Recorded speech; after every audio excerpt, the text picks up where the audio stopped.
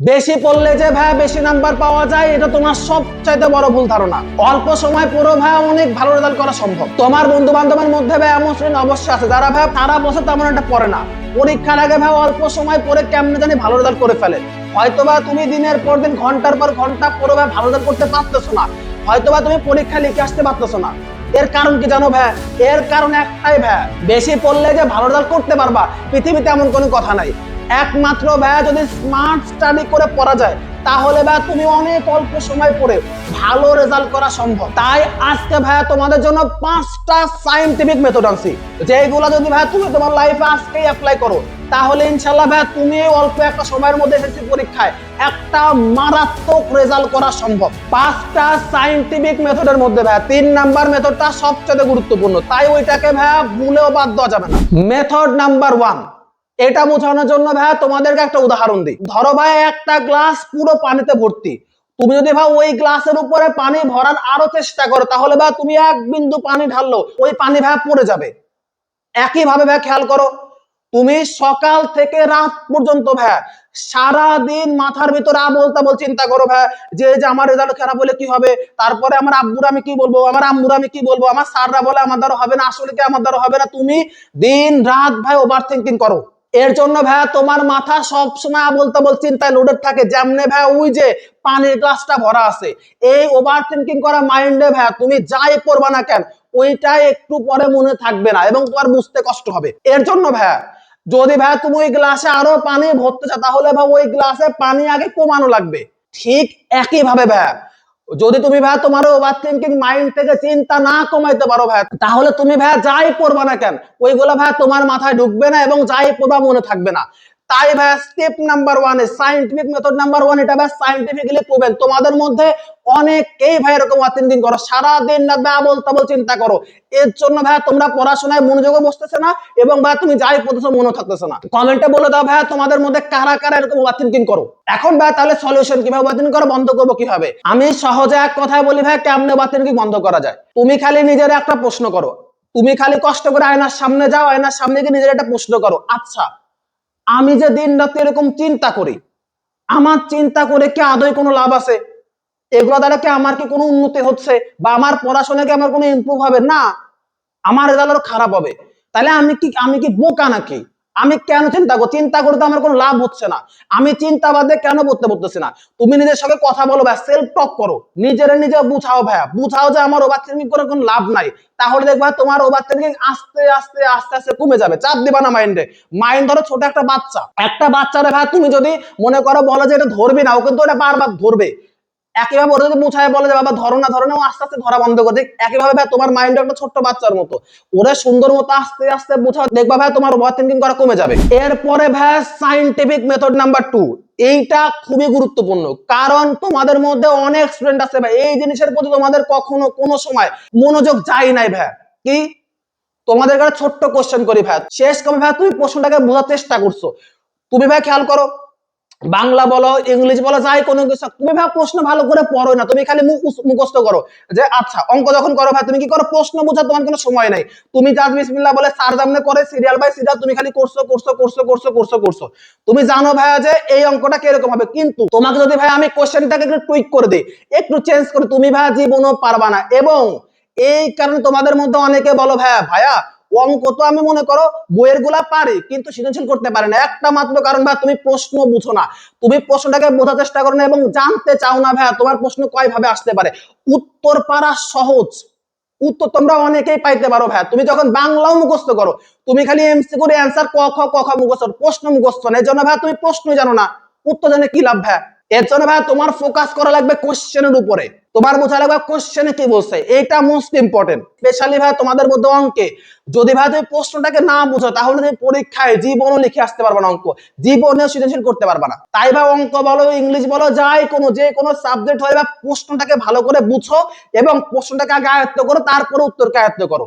এবং অঙ্কের জন্য এটা মাস্ট। এবং তোমরা ভাই যারা সৃজনশীল পারো না অঙ্কে এই একটা মাত্র কারণেই পারো না।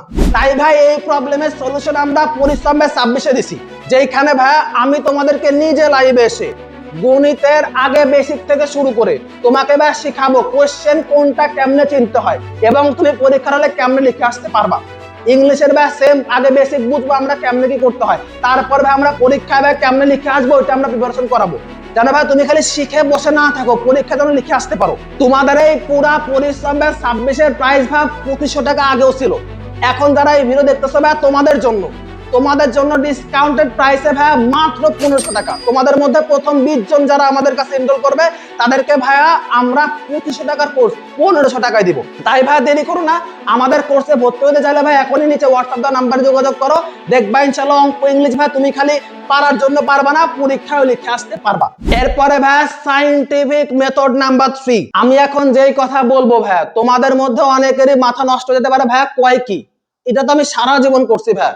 তোমরা অনেকেই ভাইয়া খালি মুখস্থ করো, খালি মুখস্থ করো, খালি মুখস্থ করো। অঙ্ক পাইছো, মনে রাখো। আচ্ছা, এই লাইনের পরে এই লাইন, এই লাইনের পরে এই লাইন, এই লাইনের পরে এই লাইন। বাংলা তো মাশাআল্লাহ প্রশ্ন তো দূরে থাক, তুমি খালি মুখস্থ করো সিরাজউদ্দৌলা বাংলার প্রথম নবাব হ্যান তেন, খালি মুখস্থই করো ভাইয়া। তুমি ভাইয়া যতই মুখস্থ করো না কেন, মুখস্থ করা জিনিস কিছুক্ষণ শর্ট টার্ম মেমোরিতে থাকে, ওইটা লং টার্ম মেমোরিতে যায় না, এবং তুমি পরীক্ষার হলে গিয়ে ভুল বাই 100%। তাই ভাই মুখস্থ করা যাবে না কোনো কিছু, প্রশ্নটাকে বুঝবা, মনে রাখার চেষ্টা করবা। কেমনে মনে থাকবে ভাই মুখস্থ না করলে? ধরো ভাই তুমি বাংলা কোনো একটা চ্যাপ্টার পড়ছো, ওটা কেমনে করবা? তারপর তুমি সৃজনশীল প্র্যাকটিস করো, এমসিকিউ প্র্যাকটিস করো, দেখবা তোমার প্র্যাকটিস করলে এমনি মনে থাকবে। আগে ভালো করে বুঝো গল্পে কি কইছে, অঙ্ক আগে বুঝো কেন হয়েছে, কিসের জন্য কিভাবে হয়েছে, তারপর ভাই প্র্যাকটিস করো। মুখস্থ করার কোনো দরকার নাই ভাই, তাহলে দেখবা সারা জীবন মনে থাকবে। তাই ভাই অঙ্ক বলো বাংলা বলো, আগে বুঝো কি কইছে, আগে পুরো গল্পটাকে বুঝো, তারপরে এমসিকিউ প্র্যাকটিস করো, তারপরে সৃজনশীল প্র্যাকটিস করো। অঙ্কের ক্ষেত্রে একই জিনিস। তাই ভাই মুখস্থ কোনো কিছু করবা না, সবকিছু বুঝে বুঝে প্র্যাকটিস করলে সারা জীবন মনে থাকবে ইনশাআল্লাহ। এরপরে ভাই 4 নাম্বার সায়েন্টিফিক মেথডটা ভাই খুবই গুরুত্বপূর্ণ। কি ভাই? তোমাদের মধ্যে অনেকে এই ভুলটা করো, ভাইয়া পরীক্ষা তো চলে আসছে, আমি যা আছে সব পড়বো, বিসমিল্লাহ বলে গাইড করে যাই পাবো ভাই, সামনে যা পাবো তাই পড়বো মাশাআল্লাহ, বিসমিল্লাহ বলে পড়া শুরু করো, থামবো না। এইখানে তোমরা বলদামিটা করো ভাই। তোমাদের মধ্যে অনেকে আন্দাজে খালি মুখস্থ করে যা পাও তারপর ভাই পুরা বই পড়বো, সব পড়বো।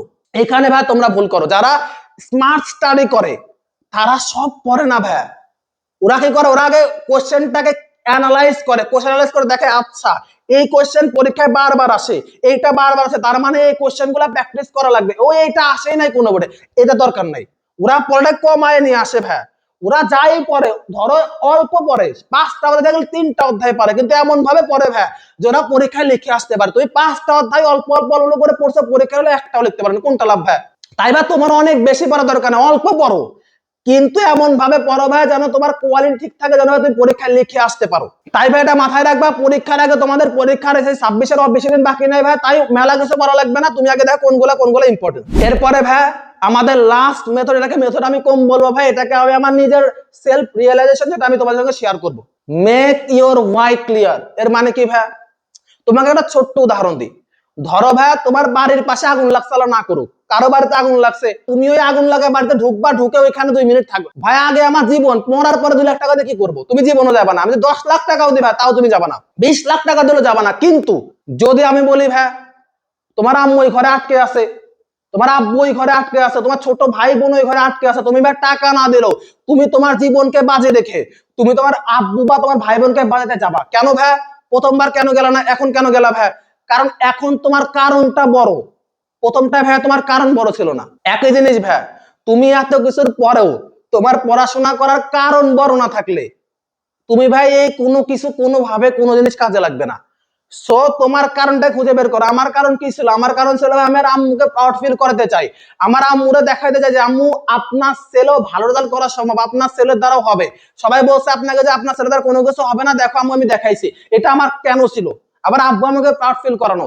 তোমার জীবনের কোনো কেন না থাকলে বা তোমার ওয়াই ক্লিয়ার না থাকলে তুমি ভাই জীবনও ভালো রেজাল্ট করা সম্ভব না। তাই এত কিছুর পরে ভাই তোমার যে ওয়াইটা আছে, কেনটা আছে, এটাকে তুমি মাইন্ডে প্রতিদিন 2-3 বার করে বলো, সামনে লিখে রাখো। তোমার ওয়াইটা সবচেয়ে বেশি ইম্পর্টেন্ট। তাহলে ভাই আমরা যে কয়েকটা সায়েন্টিফিক মেথড বলছি, এগুলা ভাই তুমি তোমার লাইফে অ্যাপ্লাই করো, ইনশাআল্লাহ দেখবা ভাই তোমার পরীক্ষা অল্প পড়েও ইনশাআল্লাহ ভালো করতে পারবা। আর যদি ভাই তুমি আমাদের পরিশ্রম ভাই 26-এ ভর্তি হতে চাও, নিচে হোয়াটসঅ্যাপ নাম্বার থাকলেও জয়েন হতে পারো।